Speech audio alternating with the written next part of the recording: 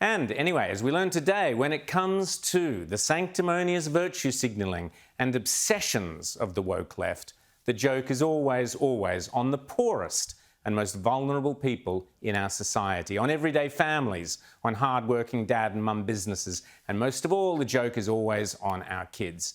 Now, when I say the joke, what exactly do I mean? Well, there are really only two kinds of jokes. Good-natured jokes where you have a good laugh at the peccadilloes of human behaviour. I'm not nervous. I'm just saying take it easy, all right? All of us, just take it easy, right? Nothing's got into it. I'm just saying take it... I mean, can't I say take it easy without starting a panic? I mean, what is going on here? Then there are the cruel and spiteful jokes that rely on some idiot being made a fool of and getting hurt. Oh, please, don't do it! It won't work.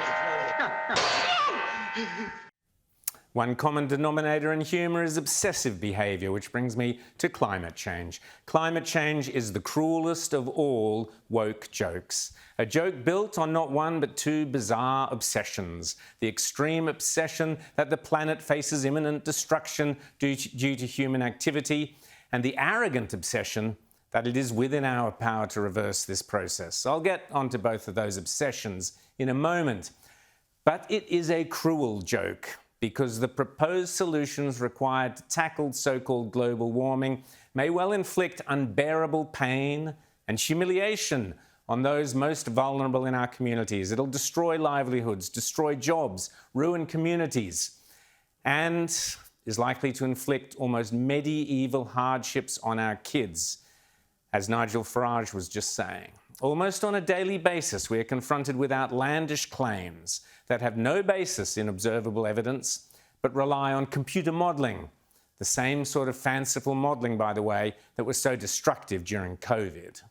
The UN, for example, is warning of heat waves beyond human limits to be expected within decades. The report, which is, of course, being released on the eve of next month's COP27 climate change gadfest in Egypt, postulates, quote, extreme temperatures that are predicted to exceed human physiological and social limits in the Sahel, in the Horn of Africa, and in South and Southwest Asia. This existential crisis to our social limits, whatever that means, is based on a projected warming of 2 to 2.5 degrees Celsius above pre-industrial levels. This will trigger, quote, large-scale suffering and loss of life, claims the report. Scary. And the solution for this problem? A logical person might think, well, build some dams to get more water there, or get more cheap and reliable energy into these places for refrigeration and air conditioning and so on. But no, if you're part of the climate change cult-like obsession, you immediately think the only way to tackle this problem is if we return to the Stone Ages and destroy our energy-dependent way of life. But the relentless climate change obsession now never stops, day in, day out. Take the new documentary about soccer by Sky News in the UK. Nothing to do with this network, I'm pleased to say. It's called Football's Toughest Opponent. Football's toughest opponent? That would obviously be, maybe kids spending too much time playing computer games. Nope. Football's toughest opponent is, of course, climate change. Of course it is. Apparently global warming is now right up there with homophobia and racism as one of the greatest threats to the beautiful game. And you may think I'm joking, but I'm not. The reason? According to this doco, quote, a quarter of the grounds of England's top 4 divisions are in danger of being underwater by 2050. Okay, so let's just get this straight. According to Chris Bowen and Simon Birmingham and all the lovies, they're obsessing over climate change because the Sahara might one day be uninhabitable and England's footy fields might one day be unplayable muddy swamps. And that is the science. But who actually decides what the science is? Well, it turns out that science is now a commodity that can be bought and sold, and you can own it if you're wealthy and powerful enough. And who might that be? Why, the globalists of big tech and the World Economic Forum, of course.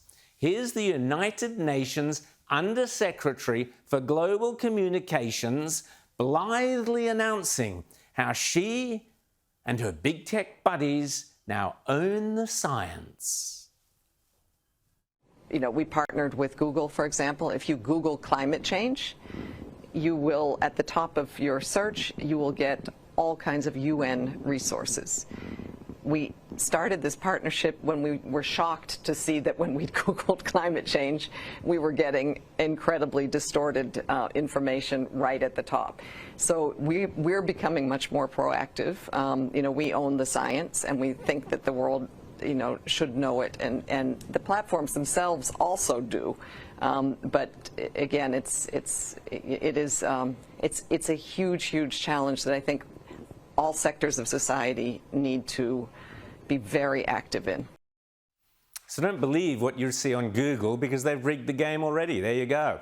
I've got a new slogan for Klaus Schwab and his mates. Quote, "You will own nothing and you will be happy, but we will own everything, including the science, and be even happier." But if the announcements made yesterday at the Financial Review's Climate and Energy Summit, well done for holding that, are anything to go by, we are rapidly approaching the punchline, and it's about as funny as a jackass vomitorium contest. On the same day that our Energy Minister Chris Bowen, a character so absurd that even the Three Stooges would have found he defied suspension of disbelief, on the same day that Bowen stood by his claim that our electricity bills will fall by $275, good one, Chris, a real side slap of that, which was a key Labor election promise repeated relentlessly throughout the campaign, we learned from the energy bosses themselves that they expect your electricity bills to rise and rise and rise by over 35% next year. Ba-boom. What a sick joke that is. We've already seen the destruction of so many small businesses, shops, cafes and so on go out of business during COVID. We've seen all the boarded up shop fronts in places like Sydney's Oxford Street. A rise in electricity bills of that magnitude will decimate small businesses. It will destroy tradies and families across Australia.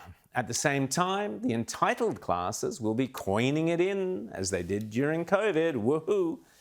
To his credit, Liberal leader Peter Dutton was quick to jump on the claims, and he put the blame squarely where it lies, with the climate change obsession. The obsession with 100% renewables, that is going to lead to power prices increasing by much more than 35%, and you'll get the unreliability that we're seeing in Europe or in California, where there's a prospect of rolling blackouts. In this country, if you don't like coal and you don't like gas, and the solar panels don't work of a night time, and the battery only lasts for 75 minutes. Hydro is an element within the system to firm up, but not sufficient enough to cover the whole system, obviously.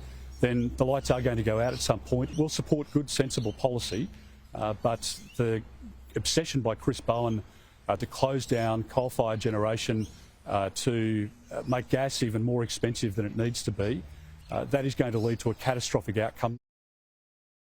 Well said, Peter Dutton. But of course, those words would be so much more effective and credible had the Liberals not also pandered to that obsession, thanks to Scott Morrison, Simon Birmingham, Dave Sharma and the other treacherous fake Liberals who cost them the last election by signing us up to the mad net zero obsession. Much like an obsession with a pop group or an obsession with pets or anything else, the climate change obsession starts in the right place, with a love of the beauties of nature and an appreciation of the wonders of this earth.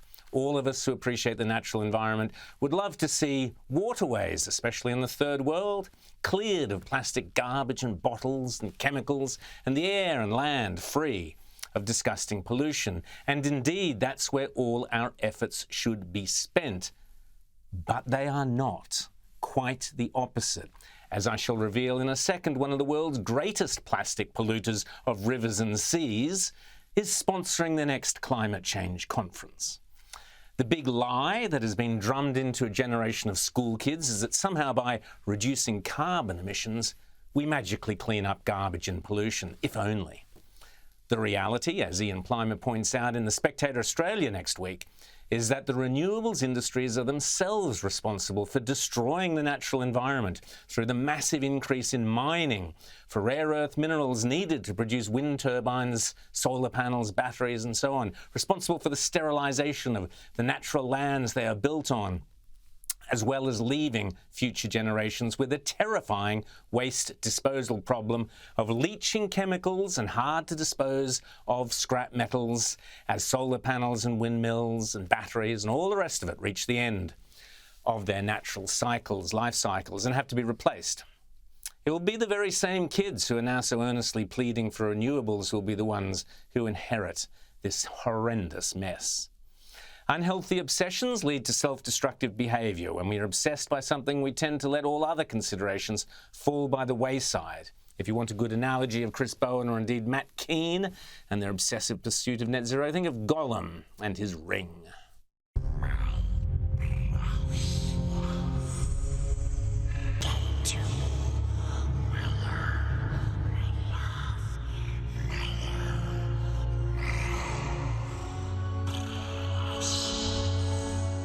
A bad analogy, because we will all be sitting in dark caves if this lot carry on down this insane net zero path.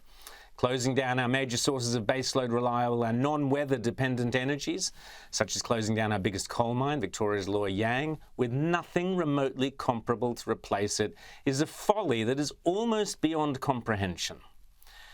But the joke gets even stupider when you consider the madcap schemes that are being proposed to provide our future energy needs. There's an $18 million ammonia hydrogen fuel project with pressurized ammonium storage bunkers earmarked for the beautiful Whitsundays. Imagine the uproar if it was a coal mine or a nuclear power station.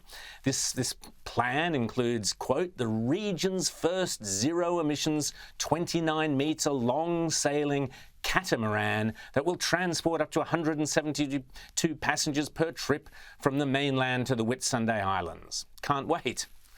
I wonder what they'll call it. The Hamilton Hindenburg? Just joking, of course. And speaking of luxury resorts, COP27, the climate change conference next month, is being held at the luxurious Sharm el-Sheikh on the Red Sea, where the gas-guzzling jets and private jets and mega luxury yachts will all be lined up in order to save the planet. Chief sponsor of COP27 is that well-known philanthropic and arguably the world's worst plastic polluter, none other than Coca-Cola, whose bottles and cans litter the planet. On top of which, there's the massive carbon emission from all that refrigeration needed for your soft drinks. Plus, are the lovies aware that every standard bottle of Coke emits 6 grams of carbon? Here's a clue. It's in the bubbles. So forget Coke Zero. How about they launch Coke Net Zero, the one without any bubbles? They could simply call it Coke Flat. Yes, 50 million times a day, at home, at work, or on the way. Enjoy the pause that refreshes with ice-cold Coca-Cola, the most asked-for soft drink in the world. There's nothing like a Coca-Cola, nothing like a Coke.